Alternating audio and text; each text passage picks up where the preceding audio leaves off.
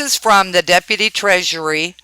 Kristen Whaley is who she identified herself as. This is her handwriting, a copy of her handwriting.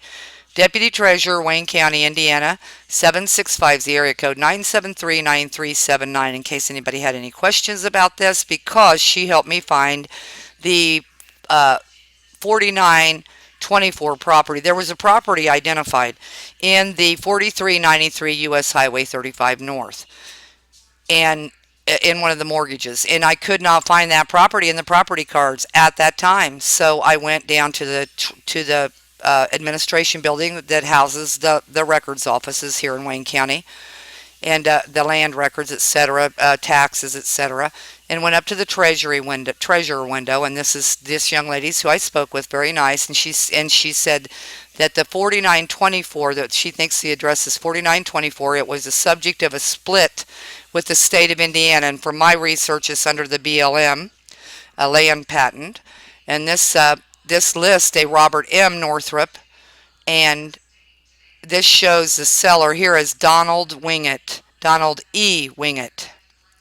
Now, Donald E. Wingett, there is a Donald Wingett that is a councilman in here in Richmond, but I'm not Indiana, but I'm not sure if that's him or maybe a relative of his, or who knows. But anyway, there's Michelle R., and Rachel's name is Rachel Michelle Diddy. So the clerk, based on what she knew internally, notice this sale date of 1900 on both of these. The clerk said, I think this is it, and this is her drawing. She tried to capture this in there, and it wouldn't let her, even though she went down on the arrows to curse down on it. This is 017-00577-002012 Rustic Acres LLC. As of 7/20/07, 4924 U.S. Highway 35. It's a commercial property. The 401, because I called her shortly after this, the 401 is a button. If that button was not pressed, it would show the shadow. It was a 401, which is the Government Utility Technology Services Provider, is what Kristen later told me. However, I will go on down here, and I held this for a few weeks, and I wanted a history, so she printed this out for me. And you notice cash history, transaction history, 2005 payable 2006. So from 05 to 06 on 11/15/2005, the charges were for the year, clear into the fall, $4,550.96, and there was a balance. And as you can see, it's the same place as before, same entry at the bottom of this page. Now here's where it gets really cool. I'm sitting here in the evening hours. It's beginning to turn dark, and I'm sitting here looking at this. 2006, tax season 2006, payable 2007, cash history. It shows what's owed, the balance. In the 0607 fall tax on 7/30/2007, there is $5,107.96 owed. But on 11/13/2007, remember, they can go back in this system. All they got to do is click the audit button internally, and it'll update automatically. And I'm saying that in 2008, when this property was created, this transaction was created in 2008 at the very least, because the LB 0421, which is a batch account number, and the sequence 61, and by the way, Metropolitan Life talks about the batch and sequence numbers that they're going to set up under the buy, sell, buy program, the insurance syndicate that mortgage banking / insurance syndicate. So the payment adjustment, there was $5,107.96 paid, and so it goes down to zero balance. It was paid on 11/13/2007, reportedly. So it's for the Rustic Acres. Now, let's go here. This is Rachel Diddy's stolen identity. We suspect, the clerk and I do. She was kind enough to write her information down for me. And then the tax year, it's under a batch and an account number of LB 0421, and a sequence of, let me do that right, and a sequence of 61. That would be a census connotation because they're rolling it up into the census. Because remember, Metropolitan Life is the one who set up. Oh, wow, that's pretty. It's Carol Ann Keihn. This is mine, Indiana, April 61. So that's one of them. I have another one since then because I was told that the state of Indiana, it appeared, had not issued me a proper one. So there's been lots of mistakes on the birth certificates in Indiana. Thank you. But it used to be called. I hope I saved a picture. Now I'll get back to that. This is about the batch number. Oh, cool.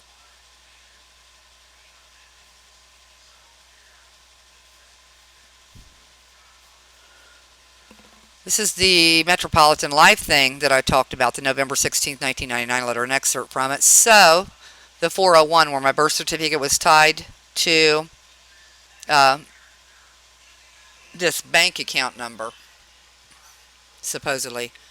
So they're getting written notice of purchase to a bank lockbox. The check will be deposited by bank employees in a non-interest bearing trust account maintained at the bank.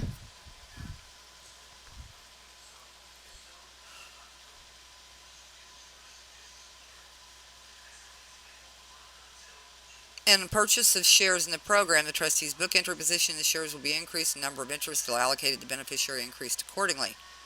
So we're talking about that batch and sequence that I was telling everybody about with Metropolitan Life. All sales and purchase instructions received on a particular business day will be combined and processed together by CMFS, each a batch. That's what I got, a batch number, 0421.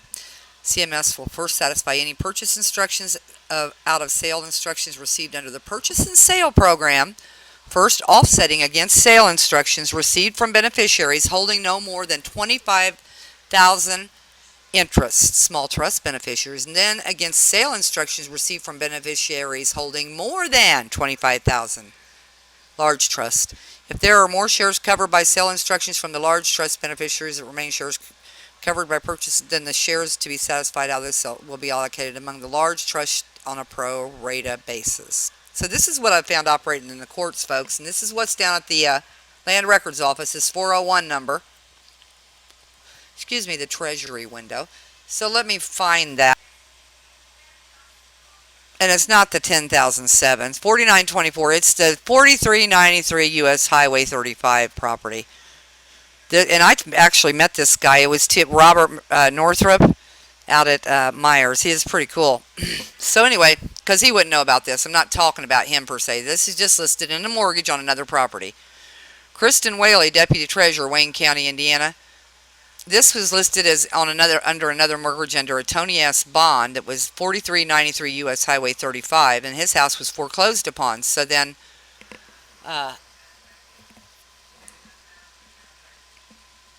this councilman, it'll tell his name, Wingett, Donald Wingett, right there's his name. But it might not be him, that might be his dad. But I think it's him because this guy verified it was him. He said he actually came back later and helped him refinance the property. And he seemed very out. So here's the 401, folks, that's in that document. Let's see if I can get this to come up a bit. Yeah. That's the Kristen Whaley is Deputy Treasurer, Wayne County, and that's her number.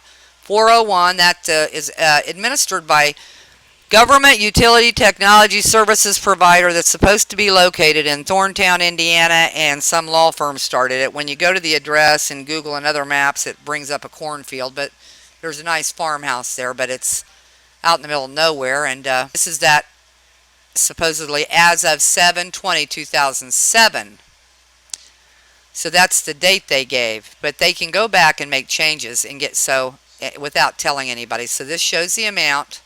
So no payments were found in a cash history under that, right? So they left out in 2006 this Donald Wingett up there evidently had a balance of $4,500 something dollars. And this is the 401. I called down after I got to looking at this after a while, and when I first discovered this, and said, what exactly is the 401 for? And she talked with the blonde-headed supervisor down there, because I know the girls, and this young lady did.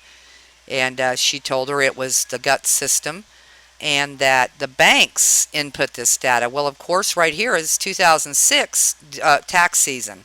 Tax season, 2006 payable 2007. Cash history. So the reason I say tax season is because all these words mean something. They're having different tax cycles in here, folks, and they're charging us taxes for things that you think we're paying for some kind of emergency. Well, they're using it to put it into CAFR funds somehow. We're not catching this. This is tax season. 2006 payable 2007. Now, Lingo Real Estate has a special way they're doing taxes as well, the way they're selling these things. So the terms become important. So 2006 payable 2007, in the spring and the fall, there were no payments or adjustments. You notice this batch? That's my birth year. Anyway, there was a payment made of $5,107.96 under. West End Bank supposedly made it. Now, this would be from Lockbox. So, supposedly in 2006 payable 2007, the taxes here were paid. However, Rachel's house, she purchased a house, and they said taxes payable 2007, or due 2007 payable 2008. That was the way it's supposed to be. But I have evidence to show that she was paying 2006 payable in 2007 and 2005 payable in 2007. This is just one of the properties. So here is where one of the loans may have went to pay this off. And it's Rustic Acres LLC. It's a condominium unit. And I talked to the young man, Northrop. He seemed all right. He was very upfront. I gave him my phone number. If he wants to call, he can. And if he doesn't, I'm not going to force it. I'm just bringing this about because this is being used in a bad way. So I thought he should know, and I recognized him from my research, and it was him. Here's another one. Looky here, 0809. And it's supposedly the cash history it's given. There's some different things in here. Now, this is somebody's birthday in 91. So April 13th of 1991. So what I could do, and I will, and I have actually, is I put together a little scenario showing you folks where they actually changed my name and stuff in the system. Or they're doing a do-si-do with their birth certificates. Which reportedly they're saying, oh, that's not true. These people that are talking about this, there's no trust. Well, I tell you this, by God, somebody paid the taxes with a batch and sequence number that matches this biological woman's birth date.